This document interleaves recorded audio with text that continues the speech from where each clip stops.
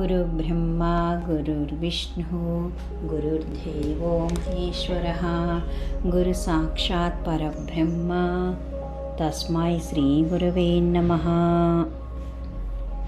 జగద్గురువైన బ్రహ్మర్షి పితామహ పత్రిజీ గారికి, పత్రి మేడం గారికి నా హృదయపూర్వక ఆత్మ ప్రణామములతో ఈరోజు భగవద్గీత 4వ అధ్యాయం 38వ శ్లోకం నుంచి ప్రారంభించుకుందాం. నహి జ్ఞానేన సదృశం పవిత్రమిహ విద్యతే తత్స్వయం యోగ సంసిద్ధః కాలేనాత్మాని విందతి. ఈ శ్లోకం యొక్క పదచ్ఛేదం తెలుసుకుందాం. నా హి జ్ఞానేన సదృశం పవిత్రం ఇహ విద్యతే తత్ స్వయం యోగ సంసిద్ధః కాలేన ఆత్మాని విందతి. ఓ అర్జున, జ్ఞానాన్ని మించిందేమీ లేదు. జ్ఞానేన సదృశం అంటే జ్ఞానంతో సమానంగా, పవిత్రం అంటే పవిత్రమైనది, హి అంటే నిస్సందేహంగా, న విద్యతే ఏదీ లేదు అని. యోగ సిద్ధిని పొందినవాడు కాలక్రమేణా ఆ జ్ఞానాన్ని తనలోనే తెలుసుకుంటాడు. అజ్ఞానం అంతరించి మన యొక్క యథార్థ స్వరూపాన్ని స్వానుభవంలో గ్రహించే ఆత్మజ్ఞానమే సర్వశ్రేష్టమైనది. ఇది వేరొకరు మనకు ఇచ్చేది కాదు. మన యొక్క స్వప్రయత్నం వలన, మన సాధన వలన మాత్రమే మనకు సిద్ధిస్తుంది. ఈ విషయంలో గురువులు సహాయకారులుగా మాత్రమే ఉపయోగపడతారు. ఈ ఆత్మజ్ఞానం అంతఃకరణ శుద్ధి కలిగి సాధన పరిపక్వమైన స్థితిలో మనలో మనకే కలుగుతుంది. ఇప్పటికీ ఇప్పుడు ఈరోజు మొదలు పెడితే ఈరోజే ప్రతిఫలం రాదు. ఈరోజు విత్తనం నాటితే ఈరోజే పండు మన చేతికి రాదు కదా. విత్తనం మొలకెత్తాలి, చెట్టుగా మారాలి, కాయ కాయాలి, పచ్చికాయ క్రమేపీ పండుగ పక్వం అవ్వాలి. దీనికంతటికీ సమయం పడుతుంది. అలాగే ధ్యానయోగ సాధన కూడా ఎంతో శ్రద్ధతో, దీక్షతో ఎంత సాధన చేసినా కొంత సమయం అన్నది తప్పక పడుతుంది. అందుకే సమయమే సాధన అన్నారు. ప్రతినిత్యము కూడా మనం ఆనాపానసతి ధ్యానాభ్యాసము తప్పకుండా చక్కగా చేద్దాం. మరింత ఎక్కువగా చేద్దాం మాస్టర్స్. ఇప్పుడు తర్వాత శ్లోకానికి వెళ్దాం. 4వ అధ్యాయం 39వ శ్లోకం. శ్రద్ధావాన్ లభతే జ్ఞానం తత్పరః సంయతేంద్రియః జ్ఞానం లబ్ధ్వా పరాం శాంతిమచిరేణాధిగచ్చతి.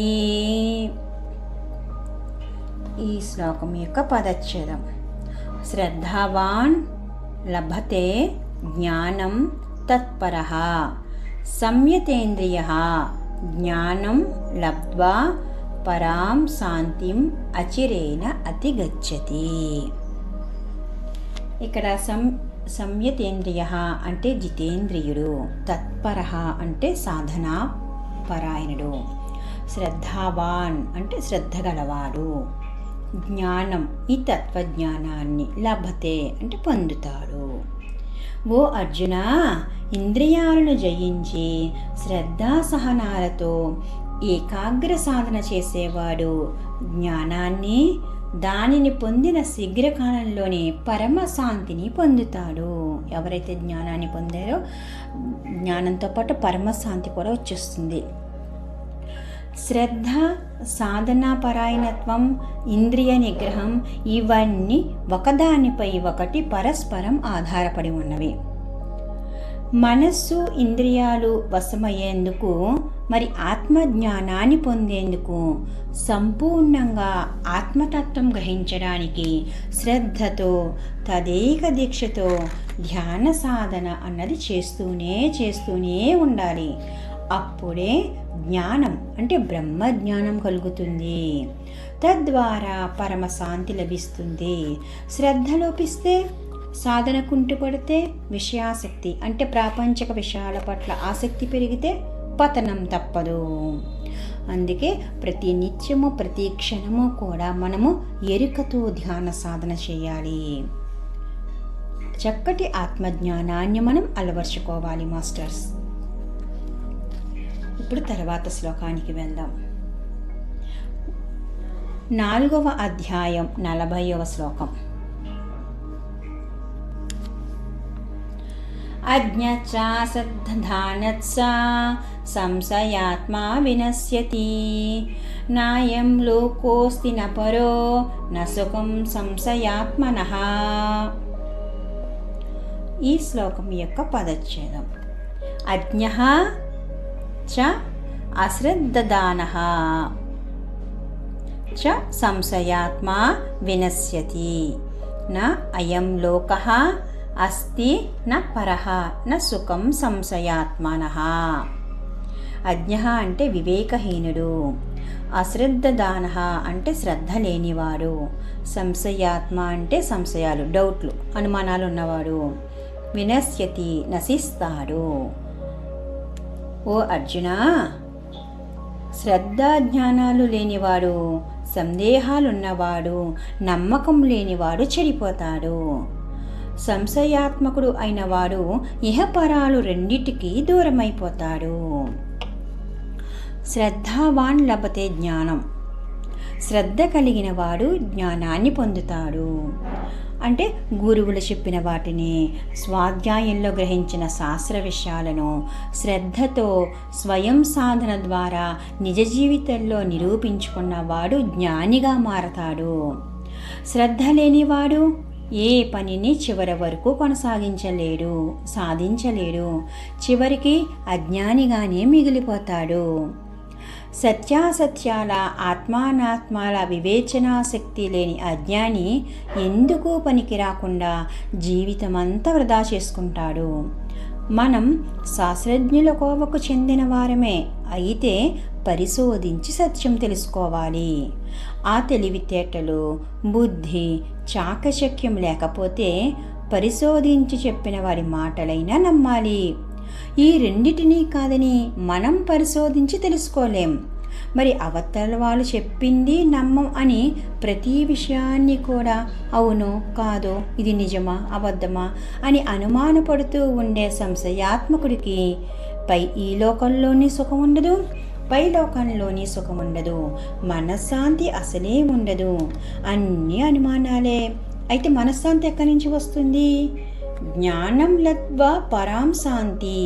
జ్ఞానాన్ని పొందగలిగిన వాడే పరమశాంతిని పొందుతాడు.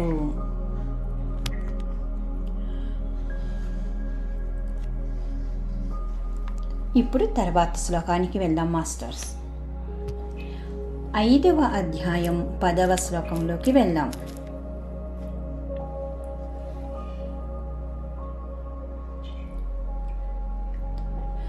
బ్రహ్మణ్యాధాయ కర్మాణి సంగం త్యక్త్వా కరోతి యః లిప్యతే న స పాపేన పద్మపత్రమివాంభసా. ఈ శ్లోకం యొక్క పదచ్ఛేదం. బ్రహ్మణి ఆదాయ కర్మాణి సంగం త్యక్త్వా కరోతి యః లిప్యతే న సహ పాపేన పద్మపత్ర ఇవ అంభసా. యహ అంటే ఎవడైతే, కర్మాణి అంటే కర్మలన్నిటినీ, బ్రహ్మణి అధాయ అంటే భగవత్ అర్పణం చేసి, సంగం త్యక్త్వా అంటే ఆసక్తిని త్యజించి, పద్మపత్ర ఇవ అంటే తామరాకులాగా, లిప్యతే తాకపడదు. ఓ అర్జున, ఎవరు కర్మలను పరమాత్మకు సమర్పించి ఆసక్తిని విడిచి ఆచరిస్తారో అటువంటి వారిని తామరాకు మీద నీటి బిందువులాగా పాపం అంటుకోదు. ఇప్పుడు కర్మఫలం మీద ఆసక్తిని గాని కోరికను గాను లేకుండా, నేను అనే కర్తృత్వ భావన ఎంత మాత్రము లేకుండా కర్మలు చేస్తూ ఉంటే కర్మతో బంధం ఏర్పడదు. కర్మతో బంధం ఏర్పడకపోతే కర్మ ఫలితాలు అయిన పాపపుణ్యాలు ఏవి మనల్ని అంటుకోవు.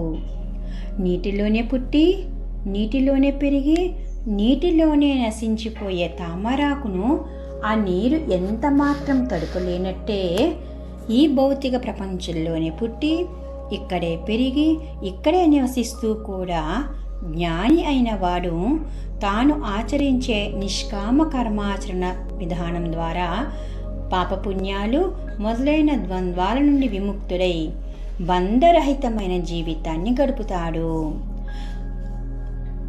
అంటే తామరాకు మీద నీటి బొట్టులాగా జీవించే మానవ జీవితమే అసలైన ఆధ్యాత్మిక జీవితము.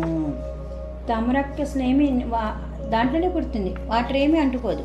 అలాగే ఈ సంసారంలో ఉండి గృహస్థాశ్రమ ధర్మంలో ఉండి చక్కగా నిష్కామ కర్మాచరణ ద్వారా మనం కూడా చక్కటి ఆధ్యాత్మిక జీవితాన్ని గడపాలి మాస్టర్స్.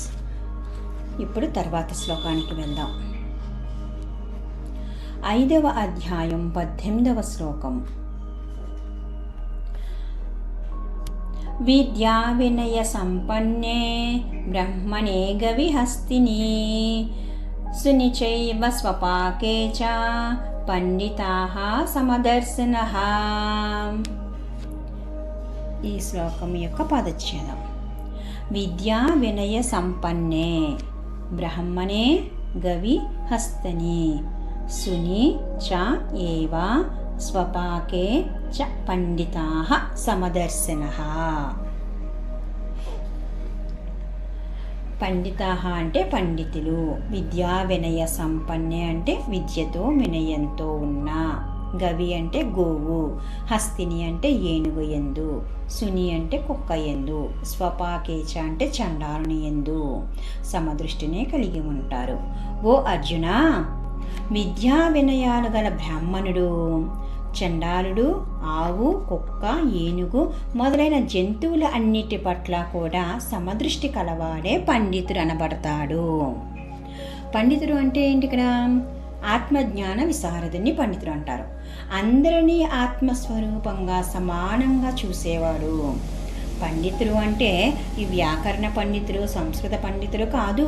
విద్యతో వినయంతో కూడుకున్న బ్రాహ్మణుడైన అంటే నిర్గుణ ప్రకాశకుడైన శుద్ధ సాత్విక గుణ సంపన్నమైన ఆవు లాంటి వారైనా, సాత్విక గుణ ప్రధానమైన ఏనుగు లాంటి వారినైనా, రజోగుణం కలిగిన కుక్క లాంటి వారినైనా, కుక్క మాంసం వండుకుని తినే అత్యంత తమోగుణం కలిగిన చండాలుడైనా, ఏ గుణం కలిగిన వారైనా సరే పండితుడికి సమానమే. అదేవిధంగా మనిషి అయినా జంతువైనా అందరినీ సమదృష్టితో చూడగలిగేవాడే పండితుడు. ఈ విధంగా సకల ప్రాణికోటిని సమంగా చూడలేనివాడు పామరుడు. ఎవరికైతే ఆత్మజ్ఞానం కలుగుతుందో వాళ్ళు పండితులు అవుతారు. ఆత్మజ్ఞాన విశారదుని పండితుడు అంటారు. అందువల్ల మనం మరింతగా ఆనాపానసతి ధ్యానాభ్యాసం చేసి చక్కటి పండితులవుదాం మాస్టర్స్. తర్వాత భాగంలో మళ్ళీ కలుసుకుందాం. Thank you.